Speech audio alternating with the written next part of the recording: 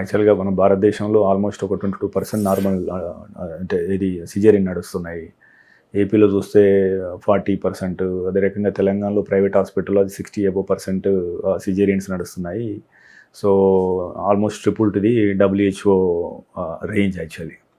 So అంటే ఈ స్థాయిలో సిజేరియన్లు జరగడానికి గల కారణం ఏందని మీరు భావిస్తున్నారు? సో అంటే ఎవరైనా తల్లిదండ్రులు లేదా గర్భిణులు వచ్చినప్పుడు మీరు కౌన్సిల్ చేసే విధానం ఎట్లా ఉంటుంది? సిజేరియన్ సెక్షన్ రేట్ ఖచ్చితంగా ఎక్కువ ఉందండి. గవర్నమెంట్ కూడా చాలా ఆడిట్స్ చేస్తుంది. ఇప్పుడు మన తెలంగాణ గవర్నమెంట్ కూడా హాస్పిటల్స్ అన్నిటిలోనూ. వీటన్నిటికి కారణం ఏంటంటే ఎలా తగ్గించాలి అనే ఉద్దేశం గవర్నమెంట్దైనా. గైనకాలజిస్ట్ డాక్టర్లకైనా సిజేరియన్ చేయడం అనేది అసలు ఈజీయే కాదు.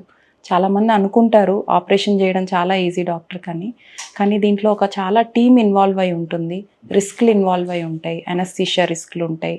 మనం సర్జరీ చేసేటప్పుడు చాలా జాగ్రత్తలు తీసుకోవాలి. అదే నార్మల్ డెలివరీ అంటే చాలా ఈజీగా అయిపోతుంది. డాక్టర్కి పేషెంట్కి ఇద్దరికీ ఈజీగానే ఉంటుంది. కానీ సిజేరియన్ పెరగడానికి చాలా కారణాలు ఉన్నాయండి. ఒకటి పేషెంట్ వైపు నుంచి భయం ఉండడం. చాలాసార్లు ఏమవుతుంది, ఆ ఇమోషన్ అంతా ఫియర్ తోటే ఉంటుంది. పేషెంట్కి భయంగా ఉంటుంది, డాక్టర్కి భయంగా ఉంటుంది. నెక్స్ట్ నార్మల్కి వదిలేస్తే ఏమన్నా హార్ట్ బీట్ డ్రాప్ అయ్యి బేబీకి ఏమన్నా అవుతుందా, మదర్కి ఏమన్నా అవుతుందా అని చాలాసార్లు ఆ భయంలోనే సిజేరియన్లు పెరుగుతున్నాయి.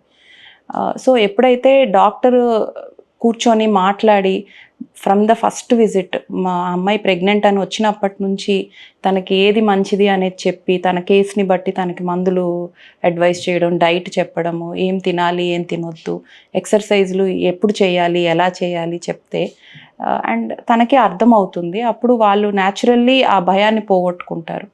రెండోది ఈ ముహూర్తము, ఈ మెటర్నల్ రిక్వెస్ట్ సిజేరియన్లు కూడా ఎక్కువ అయ్యాయి. అది కూడా మన ఫ్యామిలీస్ నుంచే వస్తుంది. కొన్నిసార్లు సిజేరియనే చేయాల్సి వస్తుంది. కొన్ని కండిషన్స్ ఉంటాయి, ఫైబ్రాయిడ్స్ ఉండడము, ఇంతకుముందు 2-3 ఆపరేషన్లు అవ్వడం, లేదా ఆమెకి మాయ కిందకుండి ప్లాసెంటా ప్రీవియా అంటారు, లేదా ఆమెకి పెల్విస్లో ఏదో ఇష్యూ సర్జరీస్ అయ్యాయి. వాళ్ళని మనము సిజేరియన్ చేయకుండా ఉండలేము. అది ఆ ఇండికేటెడ్ కేసెస్. కానీ ఇండికేషన్ లేకుండా లో రిస్క్ ప్రెగ్నెంట్ ఉమెన్, నార్మల్ అమ్మాయిని అనవసరంగా సిజేరియన్ చేయకుండా తనకి మోటివేట్ చేసి కౌన్సిలింగ్ చేస్తే ఖచ్చితంగా మన దగ్గర రేట్స్ పెరుగుతాయి. మెడ్ప్లస్ లో అదే మెడిసిన్ అదే క్వాలిటీ, మార్కెటింగ్, డిస్ట్రిబ్యూషన్, ఇంకోటి అంటూ వీళ్ళకి అదనపు ఛార్జీలు ఉండవు. అందువల్లే 50 to 80% డిస్కౌంట్ లో మనకు అందిస్తున్నారు.